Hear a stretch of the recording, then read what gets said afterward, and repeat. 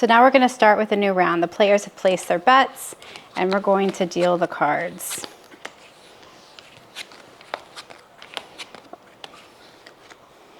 Okay, I have a 10, so I'm going to check to see if I have an ace under here, and I do not.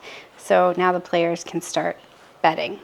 This player has a blackjack. Yay, we're excited for the player. They have a blackjack. Most of our tables pay 2 to 1 on blackjack, so in this case, this table does. You're gonna wanna check your table to see what the payout actually is for blackjacks at your table, but most of ours will be 2 to 1. So I'm gonna play this player immediately 2 to 1. I'm gonna pay them and I'm gonna take their cards, and then I'm gonna move to the next player. Now remember we said that there were some other options that players had other than hitting or staying, and one of those is called a double down. We always encourage players to double down when they have 11.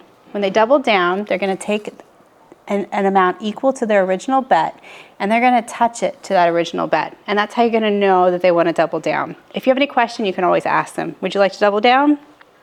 They're gonna say yes. And the thing about doubling down is they only get one more card.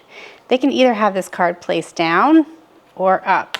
Either way, we're gonna place it perpendicular to their spot instead of doing it diagonally like usual. And that just represents, we've stopped here, we're not gonna give you any more cards. So this player has 21, that's great for them, and we're gonna move on.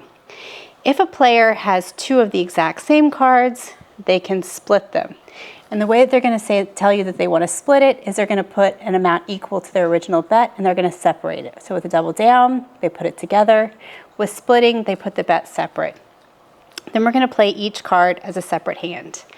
So I'm going to give them a card here. They're gonna have 18. They're gonna say they wanna stay, and so we're gonna move to the next card. They now have 14. They're gonna wanna hit. So we're gonna give them another card. They now have 15, because an ace is equal to 1 or 11. 11 would make it bust. They don't wanna bust, so they have 15, and they're gonna take another card.